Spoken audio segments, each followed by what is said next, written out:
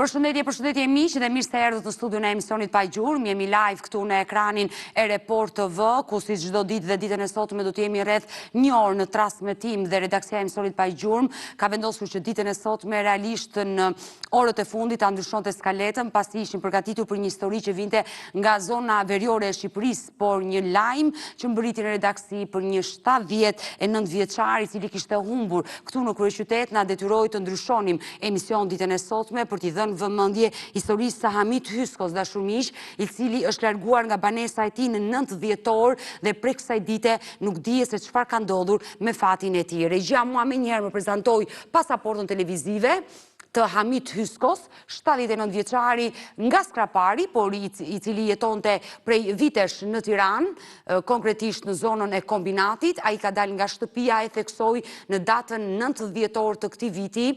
Familjarët na kanë treguar se Hamiti ishte prekur nga skleroza dhe 3 muajt e fundit gjendja e tij ishte rënduar, por askush nga fëmijët dhe vetë bashortja nuk i kishte menduar se atë ditë ai do dilte dhe nuk do kthehej më në familje. Sot me mua në studio është vajza e tij, Albana. Përshëndetje dhe mirë se erdhe. Përshëndetje Zemër. E di që jo e shqetësuar, por pa gjumë në këto ditë, e shqetësuar, e mërzitur për babain dhe të mirëkuftoj për gjendjen në të cilën je. Uroj dhe shpresoj që ditën e sotme të kenë ndonjë lajm, ndonjë informacion dhe uroj që mos kenë ndodhur asgjë e keqe me fatin e tij. Të shpresojmë edhe ne. Sot kam të ftuar dhe juristen Nexhi Beqiri. Nexhi, përshëndetje dhe mirë se erdhe. Përshëndetje Odeta. Ne të dyja shpesh në këtë studio, kohët e fundit, nuk e di çfarë po ndodh, por nuk duhet vënë përgjegjësia te familja. Është shumë e vështirë të kujdesesh për persona që preken nga demenca, nga skleroza. Familjet janë të interesuara që t'i qëndrojnë pranë, por ndonjëherë dhe nuk kanë mundësitë për të angazhuar totalisht një njeri.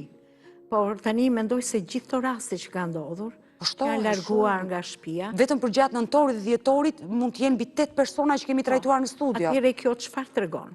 E para njëherë tregon që ka njerëz që kanë probleme të tilla, që duhen identifikuar nga mjeku.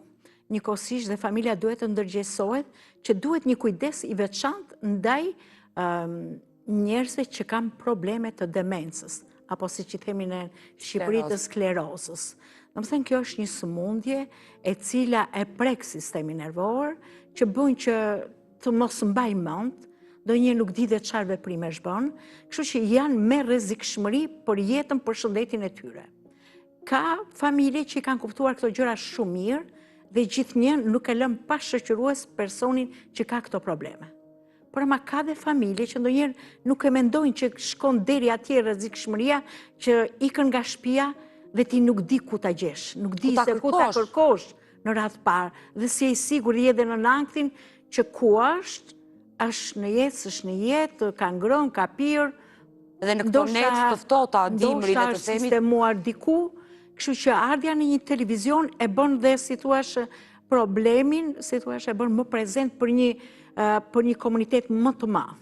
Zotëria është, babai juaj është nga Skrapari, ka pafund Skrapallin që ndoshta e njohin dhe personalisht, shmembi emrin Hysko, ndoshta e njohin dhe personalisht, po dhe njerëzit kur e shikojnë një televizion si ju, ndoshta janë më të vëmendshëm për të parë njerëz të moshave të treta, mund të jetë sistemuar në një vend i cili është i braktisur dhe është ndjer mirë, ka kërkuar që të ringrohet, jetë mirë, ndoshta nuk orientohet se ku është shtëpia e tij për të kthyer.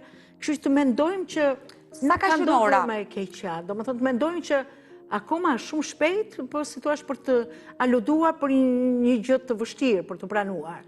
Ndoshta ka ikur diku dhe nuk mban mend se ku duhet kthehet. Fal Zotit, ne duhet të interesohemi që ditën e sotme, dhe këtë gjë do ta bëj gazetarja ime Ersela, e cila e ka marrë përsipër rastin e denoncimit, sepse në Tiranë ndodhet një qendër në Shkozë, Ersela e di mirë, ka qenë përpara disa ditëve, e hapur nga bashkia, e cila është një qendër enkas vetëm për persona që gjenden në rrugë.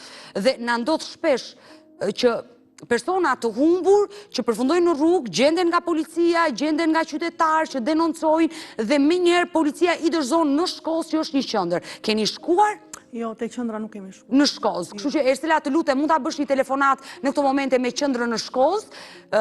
Në dijenin tonë është e vetmja qendër në Tiranë, në zonën e Shkozës, e hapur nga Bashkia e Tiranës, pikërisht për persona të cilët janë në situatë rrugë dhe marrin ushqimin atje, marrin ilaçet, kujdeset punonjësit që janë vendosur nga bashkia. Po duhet theksuar kjo gjë që ata nuk janë në gjendje që të tregojnë ndonjëherë dhe emrin e tyre dhe se ku gjende familja. Kështu që interesimi duhet jetë nga ana e familjeve, të cilët pra kanë dhe këtë mundësi që të pyesin, ndoshta janë të sistemuar atje derisa ata të marrin situash dhe kujdesin e duhurshëm dhe dhe që të mundet të orientohen për të dhënë në situash të dhënat e tyre.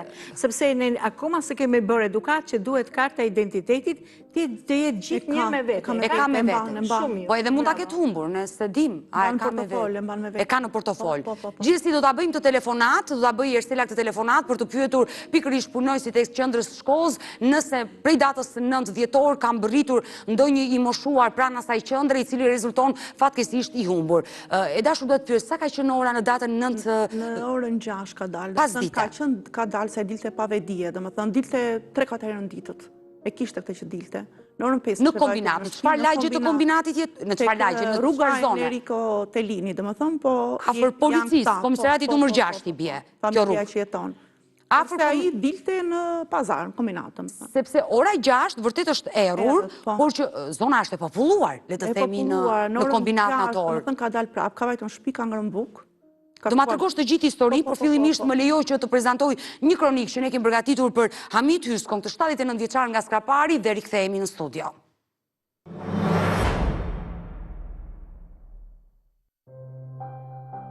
Prej më shumë se 28 orësh, familja Hysko po jeton ankthjen e një pritje të pafundme. Hamit Hysko, 79 vjeç, me origjinë nga Skrapari dhe banues në zonën e kombinatit, është larguar nga banesa me 9 dhjetor dhe që prej asaj dite nuk është parë më.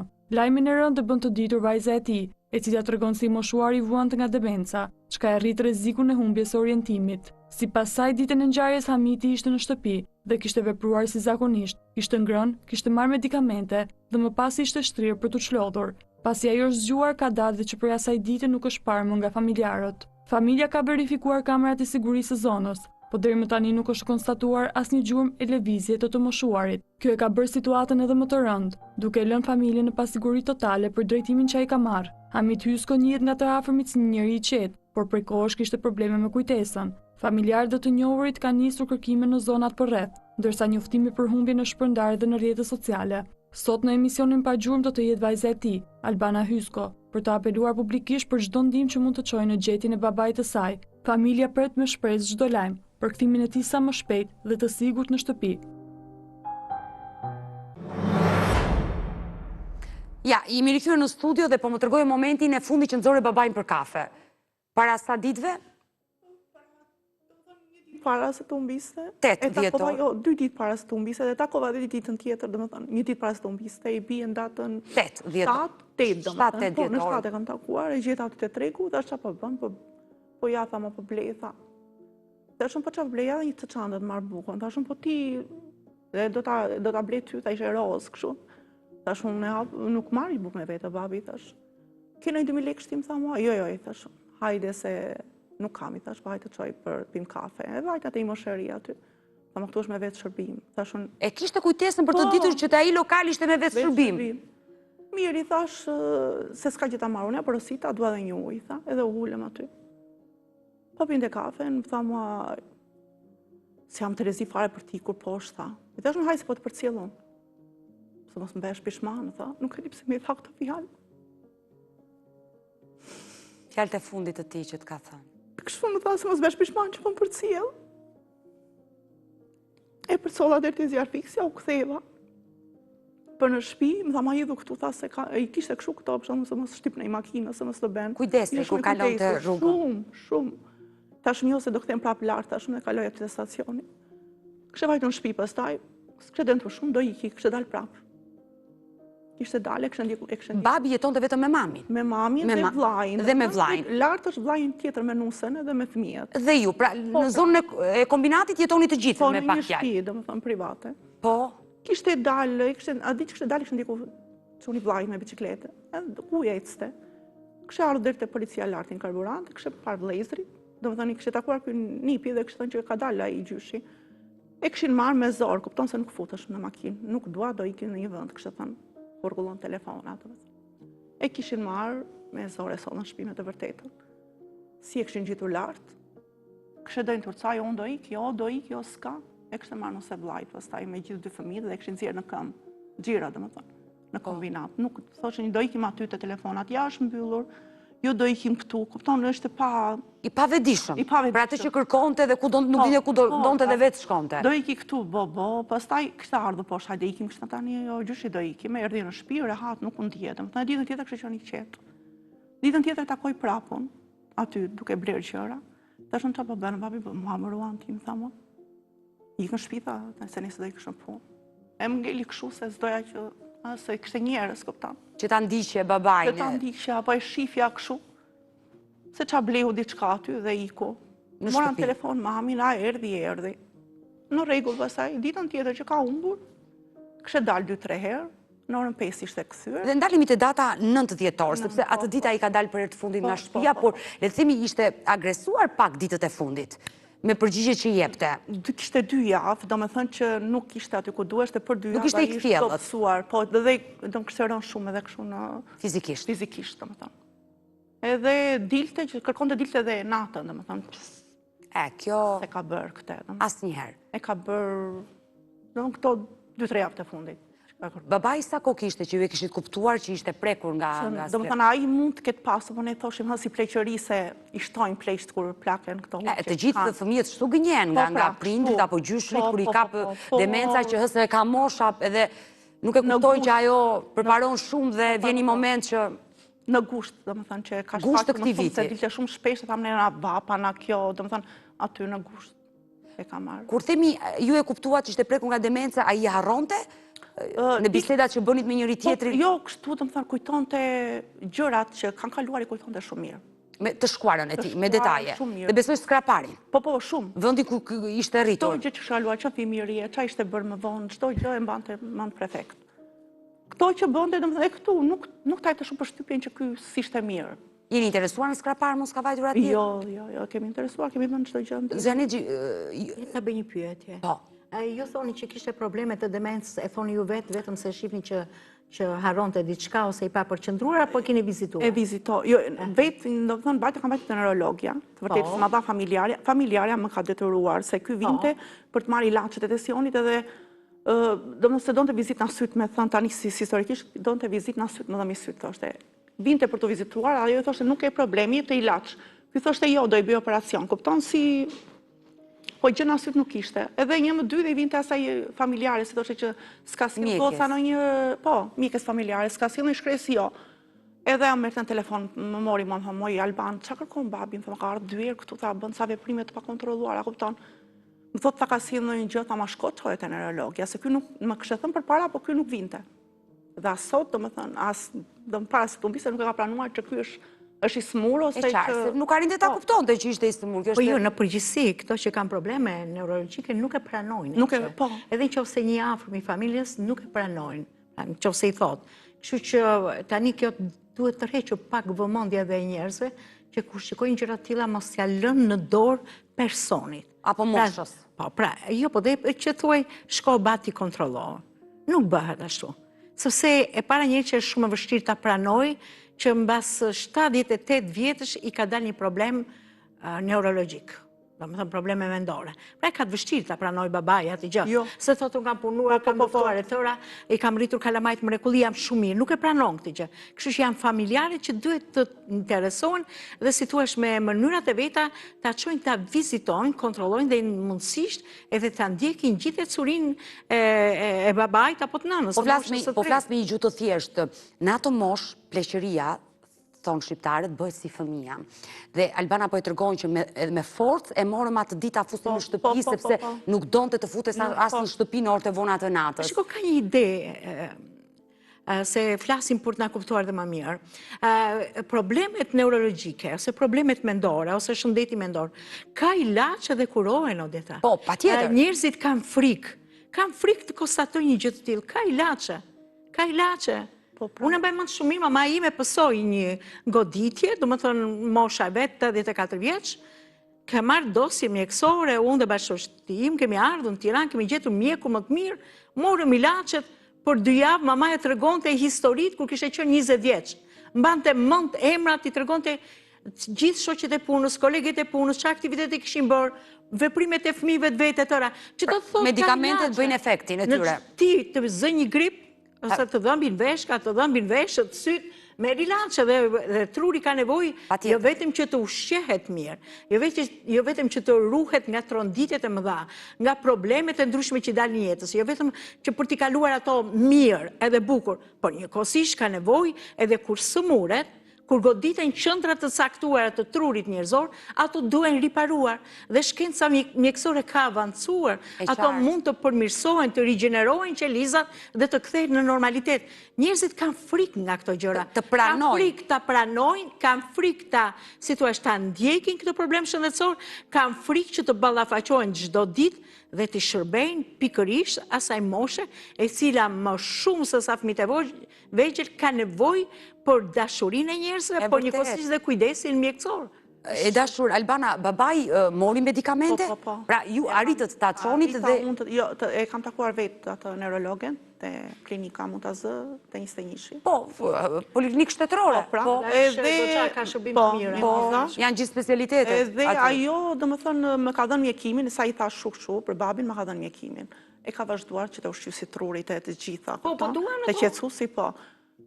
U kthye, se domethënë ishte bërë shumë agresiv, që unë detyrova të vija. Po pra, prandaj të pyeta, se mënyrën si po e përshkroje, ai ishte bërë agresiv. Po, vajta dhe i mora mjekimin dhe po ja jepnim, i thoshim se e zuri dhe një grip, domethënë, dhe ishte pak kështu, i thoshim i ke vitamina këto, se thoshe çan këto që pi unë. Edhe filloi të normalizohesh. Ishte domethënë normal dhe mirë, do vazhdojmë të qëndrojmë në studio, po më duhet të bëj një shkëputje për të kaluar në një këshill mjekësore tek Obeni dhe rikthehemi.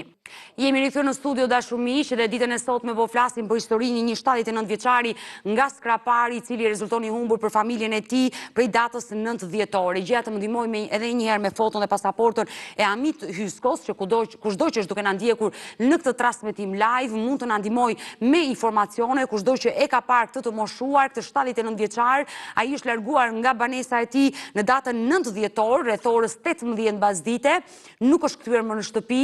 Familja ka bërë menjëherë denoncimin në polici, ka nisur kërkimet në qytet, por fatkeqësisht nuk ka gjetur asnjë gjurmë të Hamit Hyskos. Kushdo që e ka parë është i lutur të lidhet me redaksinë e emisionit pa gjurmë. Unë vazhdimisht i jap kontaktet tona, ne kemi 2 numra në dispozicion, një numër fiks dhe një numër celular që ndodhet poshtë ekranit tuaj, por mund të na shkruani dhe në faqen tonë Facebookut Pa Gjurmë Report TV.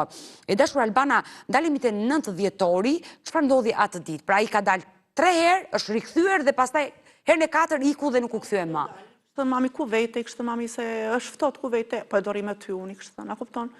Se në njerë na jep të përshtypjen që nuk ishte gjë, dhe unë e kam çuar dhe mund ta zë për një skaner, domethënë që më dha doktoresha. Edhe çova te doktoresha më vonë për vizitë. E çova te syt njerë, pastaj thash do të çoj te syt prapë, e çova aty për ta gënjur, domethënë se nuk e pranonte te neurologja. Që të bindej që s'kishte. Edhe ajo duke e pyetur, i thoshte do operohem, po do operohesh, i tha ajo, kupton, as syt, se kishte fiksim për të operuar nga syt. Edhe e pak shu ajo, dhe më tha ma do ta çosh me një skaner, e çova për skanerin, ishte normal, ai tani në fund sikur degradoi pak, kupton? Që mund të jetë përkeqësuar më shumë shëndeti i tij, le të themi nga demenca dhe ka humbur komplet. Se i bëri dhe skanerin, bile unë do më ditë në 27, unë i kanë Itali se kësha një problem timin, dhe më thënë, për një vizitë atje dhe u ktheva. Vajta e mora skanerin, ja çova asaj, bile atë ditë ka humbur që unë i kam çuar doktoreshës. Ditën që ke marrë skanerin? E mora, që mora skanerin dhe atë ditë e çova te doktoresha, atë ditë ka humbur. E dhimbshme është. Unë do të them një gjë që ky është brezi i atyre njerëzve që lanë qytetet e tyre. Ka lënë Skraparin, vendin ku është ka lindur, është rritur, ka njohur njerëzit aty, ka folur me ta, ka festuar me ta. Nga cila zonë e Skraparit? Nga Dhoresi. Dhoresi, nga fshati, la fshatin e vetë. Ka punuar me ta, ka ndarë dreka, darka, një kafe e tërë. Dhe çfarë ndodhi në vitet 90? Të gjithë duke parë se ndodhën ndryshime jo thjesht politike, po dhe ekonomike. Nuk ishte më kooperativa e, si thua, normalisht shtetërore ku sistemoheshin e dikush tjetër përgjigjesh për anën ekonomike, por njëkohësisht edhe për shtëpi e për tjera. Pra e dim të gjithë këtë realitet që u krijua mbas 90-s. Kështu që shumica e shqiptarëve lanë vendlindjet e tyre, vendbanimet e tyre dhe erdhën u dyndën në Tiranë. Dikush me shtëpi me qira, kur i ikën fëmijët jashtë dhe bën ca lek, po bën dhe shtëpi private, apo blenë shtëpi të reja, etj. por ata morën shtëpi, u sistemuan, por nuk morën dot komunitetin ku kishin jetuar, nuk morën dot miq që kishin patur atje, darkat që këndonin bashkë, ktheni një gotë raki skrapari. Pra, ishte tjetër ajo jetë atere. Dhe të vish dhe të mbyllesh në ato 4 muret e shtëpis, të dalësh thjesht të pish një kafe, ose shikosh sa me jetën krejt ndryshe të Tiranës. Krejt ndryshe, dhe më thënë, është një goditje psikologjike e madhe. Dhe më thënë, duhet, si thuesh, të kesh motive të mëdha, ose duhet kesh ca angazhime të mëdha, si që ka brezi i 20 vjeçarve, 30 vjeçarve, të cilët kanë punën, kanë lidhjet, kanë lëvizjet e tjerë. Ky brez i 60 vjeçarve që erdhin atë vitet 90, edhe tani që janë ke 80 më shumë, këta pësuan një goditje, do më thënë nuk është e lehtë. Kështu që shumë mirë fëmijët kur nuk e kanë menduar për shumë që mund të kishte problem babaj, se babaj ka qenë gjithkohë me shëndet mirë. Ka qenë shumë mirë, ka qenë aktiva. Kështu që ato kanë ardhur ndoshta dhe nga një trishtim, mërzit, ankthi, humbja e kënaqësive që ka patur gjithë jetën në vendin ku i kishte fëmijët e vegjël dhe ishte me miq, me krushqi, me kunata, me vëllezër, me tëra. Pra, këtë problem e kaloi Shqipëria e viteve 90, e cila akoma ka pasojat e veta në jetën, në shëndetin e njerëzve, në shëndetin fizik, në shëndetin mendor e tjerë. Ndoshta brezat që do vinë, dhe lindin në Tiranë dhe do rriten në Tirana, ose do ikin një vend tjetër, po brezi që ndryshoj si thuash në mënyrë të rrufeshme jetën, duke kaluar nga një model jete në komunitet, me ngrohtësi, me afrimitet, me përkujdesje ndaj njëri tjetrit, me dashurinë ndaj njëri tjetrit, me këngët e vendit të tyre, me traditën e mënyrën e jetesës, dhe të vish në një komunitet që s'njeh asgjë, edhe që detyron të bësh një jetë shumë të cunguar, është një goditje e madhe. Mendo dhe ata që kanë ikur jashtë dhe kanë qenë vetëm. Ata akoma më shumë e kanë patur të vështirë. I dashur Albana, është rëndësishme që ditën e sotme në këtë transmetim të më përshkruash jo vetëm fizikun e babait, por çfarë rroba kishte ai të veshur. Sepse po shikoj këtë foto, mbante kapele për herë. Mbante kapele. Moshë e tyre edhe unë kam nxjerrë të dyja këto foto. Ti kja për kafe, kjo është e fundit, kjo. Ka qenë në datën, kjo është datën 7. Dëmëtën është fotoa e fundit, jo kjo regjia. Fotoja tjetër, atë mbajnë? Aty ka qenë normale, para një viti, do më brenda një viti është degraduar kështu.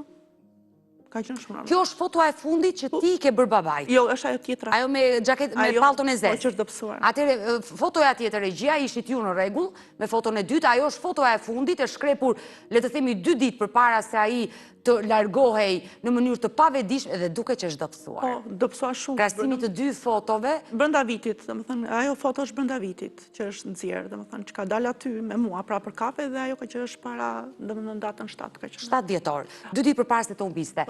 Kur ka dalë nga shtëpia, nënat ka treguar çfarë rrobash na i përshkruaj. Do më blinte shumë kështu rroba edhe i vishte, ku i pëlqente donte me ngjyra, kupton? Diu më donte në garderobë, kam dhomën time, i varte, i rregullonte, ishte shumë kështu. I kujdesshëm për veshjet e veta.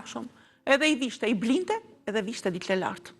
Do më mund të ndrohesh 2-3 herë në ditë ashtu. Sa herë që dilte vishte ide. Po. E atë ditë, domethënë, kishte veshur një xhip kaf, thot mami, kaf fare jo, po nuk e di xhip kaf, thot. Po, se janë të rëndësishme rrobat e fundit që ka veshur. Pantallonat zeza, thot, ka pasur në një bluzë brenda me kapuç, thot, siç thot se kam çunë në vllaj që rri aty, domethënë, më shumë rri me këta po. Një xhup ngjyrë kaf, po? Po, pantallonat zeza. Pantallonat zeza. Dhe kapele nuk e di se kam të fiksuar që kapele. Po ka pasur një kapele, se gjithë një ka mbajtur kapele. Sepse është e rëndësishme që kushdo që është duke na ndjekur në këto momente, mund të na ndihmojë me informacione për babain tuaj Hamit Hysko, 79 vjeç, i prekur nga skleroza, mund të jetë në situatë rruge, kushdo që e ka parë, është i lutur të na telefonojë ditën që ai ka dalë nga shtëpia, regjia të na ndihmojë edhe me fotot her pas here për tu dhënë në transmetim. Hamit Hysko, momenti që ka dalë nga shtëpia pas ditën e 9 dhjetorit, ka pasur të veshur një xhup ngjyrë kaf, pantallona të zeza, ka pasur një kapele me vete, paka shumë një trup mesatar. Po, domethënë, ka qenë një gjatë, po duke plakur robi, ke pesë mblidhet. E vërtet. Ai me vete nuk ka pasur telefon. Ka pasur, për ka pasur të mbyllur. Që kur ka dalë nga shtëpia ka pasur. Se nuk e komandonte ato ditë, domethënë ta karikonte telefonin, ndoshta, po e ka pasur të fikur se ne i kemi rënë në orën 7 e ca dhe dilte i fikur telefonin. Por asnjëri nuk e pa Momenti që doli? Në momentin që doli, do dalë, ai u baq agresiv sa kur e ndishte mami, Bësh keq, nuk donte që ju ta ndishnit. Po sepse më ruam, pse më shikon, i kishte këto, nuk çfarë jam unë, na kupton, nuk e pranonte asnjë që ishte çik nervik, në këtë situatë. Kishte dalë dhe në atë moment nuk e kishte parë, çuni vllajt kishte thënë ta ndjekun atë ku është, kishte thënë po kishte dalë pas 20 minutash ai, sa ai ecën shumë avash. Dhe mbante o shkop ose një çadër, si shkop, kupton? Kur ka dalë ka pasur shkopin mbas puni me vete. Çadrën, ka pasur një çadër, e qartë, po. Që mbahesh. Askush nuk e ka parë në lagjen tuaj? Aty, tek komshia në hapur kamerat, në 6:12 minuta ka kaluar. Nga shtëpia ime tek 6:12 minuta. Janë hapur kamerat e le të themi e komshisë, po. Pastaj nuk është parë duke ikur për lart në kombinat, ku janë lokalet, janë institucionet, aty janë hapur kamerat, ai nuk është parë që ka dalë në këmbë. Po mirë, ai është kapur nga kamerat e para të komshisë që ka zbritur, ka vazhduar rrugën, dhe ai rrugu të çon. Ai janë dy rrugë që ndajnë, është njëra që ndan nga fusha dhe tjetra që ikën drejt. Ju i keni verifikuar të dy anët me kamera? Andej nuk kanë nga fusha, Që do të thotë, nëse ju keni verifikuar anën e djathtë që ai s'ka kaluar andej, ai mund të ketë përshkuar dhe të majtën që kjo rrugë, se nuk e njoh lagjen, të çon ku? Në qendër? Jo, këtej është është fusha, si i thonë, edhe të komunikon me prushin, kupton? Po jeni interesuar në prushtë, ndoshta ka vazhduar rrugë? Sikte se bën asnjëherë atë. Atë nuk e dim. Mos mendoj që babai nuk ikte kurrë andej dhe ne nuk e dim çfarë rrugë ka përshkruar. Mund të ketë përfunduar në prush, mund të ketë përfunduar në ndroq, ne nuk e dim çfarë rrugë ka marrë dhe çfarë ka ndodhur me fatin e tij. Duke fol me vllain, që kishte pyetur një komshi dhe ai kishte thënë që këtë rrugën kishte duke ikur për lart, e ke parasysh, isha me makinë e pash ecste avash, kishte thënë. Një komshi. Një komshi. Që rreth çfarë ore e kishte parë? Aty në 6 ca, duke ikur lart. Askush tjetër? Askush tjetër. Dhe nga i moment, fatkeqësisht deri në këtë moment që flasim bashkë, nuk dije se çfarë ka ndodhur me fatin. Se dhe ne menduam, domethënë që tham mos ka ikur me ndonjë kështu, po janë hapur kamerat dhe aty tek afër policisë, kupton që ai nuk ka dalë lart. Janë kontrolluar dhe duke ikur për në Ashara Baqari rrugët në një lokal. Që bie të ketë vazhduar rrugën për nga fusha dhe mund të ketë dalë dhe në prush. Se dim, jo. Aty ai i prekur nga skleroza, mund të ketë vazhduar një rrugë, s'mban mend të kthehet, kjo pritet nga personat që kanë probleme pikërisht me sklerozën, ndaj që i bëjnë thirrje në këto momente gjithë zonës së Prushit, kushdo që është duke na ndjekur, uroj që dikush t'i ketë ofruar ndihmë Hamit Hyskos, urojmë që ai të jetë shëndoshë mirë dhe mos ke ndodhur asgjë e keqe me fatin e tij, por do bëjmë një shkëputje për të kaluar në reklama dhe rikthehemi sërish bashkë.